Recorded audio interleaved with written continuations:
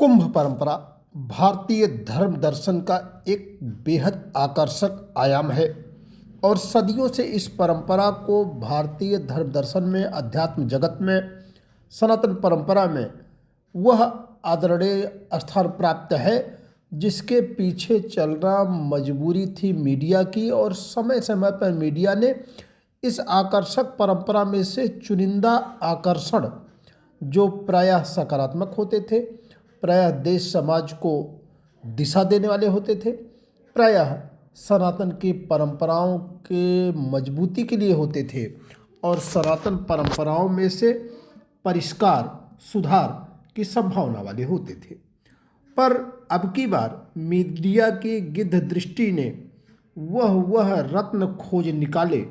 आपको हो सकता है रत्न कहने पर आपत्ति हो, पर मीडिया के लिहाज से तो रत्न ही हुए, क्योंकि वह चीज़ जो मीडिया को टीआरपी दिलाए, मीडिया को उसके उस अभीष्ट का सामना कराए, प्राप्ति कराए जो वह चाहती है, बिना इस बात का विचार किए कि इसके दीर्घकालिक फलाफल क्या होंगे, तो वह मीडिया के लिए तो रत्न ही हुआ।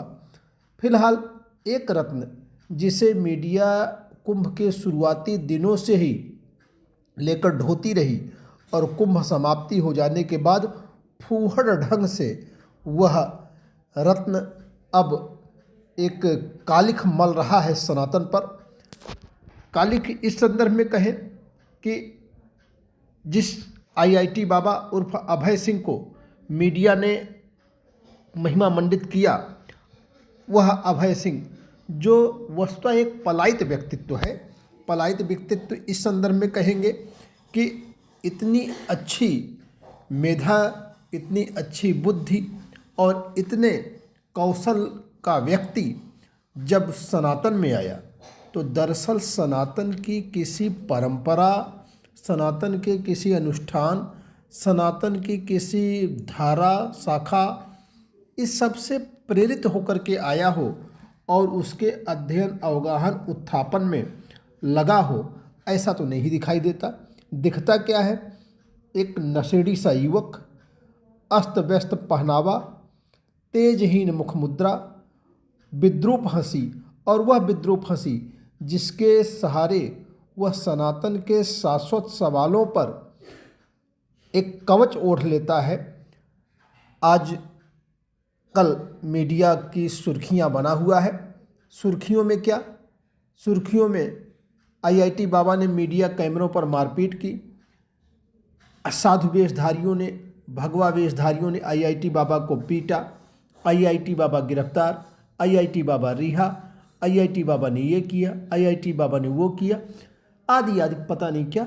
कभी नहीं सुनाई पड़ा, किसी ने नहीं सुना होगा कि आईआईटी बाबा ने किसी धार्मिक आध्यात्मिक प्रसंग की तात्विक विवेचना की हो, कोई आख्यान व्याख्यान दिए हों, किसी प्रकार से इस वेद वेदांग या पुराणों उपनिषदों या फिर सामान्यतः रामायण रामचरितमानस के किसी प्रसंगों पर उनकी अपनी कोई दृष्टि जो जन सामान्य के लिए लाभकारी हुई हो, ऐसा दिखाई दिया हो।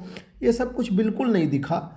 तो क्या यह नहीं कहा जा सकता, और इसको कहने से परहेज क्यों होना चाहिए, कि दरअसल आईआईटी बाबा और उनका संपूर्ण व्यक्तित्व, उनका कृतित्व और जिस प्रकार से उनका व्यवहार हो चला है, वह सनातन मूल्यों पर कालिख मलने वाला है और सनातन का सर्वथा अहित करने वाला है।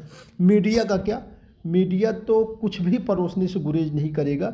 जो उनकी टीआरपी का चक्कर है, जो उन्हें एड मिलना है, आर्थिक जो उनका साम्राज्य जिस एक अर्थमेटिक पर टिकता है, उसमें उनके पास फुर्सत कहाँ कि वह देश, समाज, हिंदुत्व, सनातन या संपूर्ण मानवता पर पड़ने वाले इसके फलाफल पर विचार करें। यह विचार करें कि अंततः इस सब का देय क्या है, दाय क्या है। तो मीडिया से तो कोई अपेक्षा की नहीं जा सकती। हम ही आपको सचेत होना पड़ेगा और ऐसे आईआईटी बाबाओं को उनके उस स्थान पर पहुंचाना होगा जिसके वो पात्र हैं, स्थान क्या है? अनदेखी, तिरस्कार, और यह सिर्फ और सिर्फ चोले को बदनाम कर रहे हैं। इसलिए उस चोले की पहचान और पहचान के साथ उस चोले को धारण करने वाले वस्तुतः जो सनातन के सेवक हैं, उनसे इनको पृथक रखना वो सब हम ही लोगों की जिम्मेदारी है।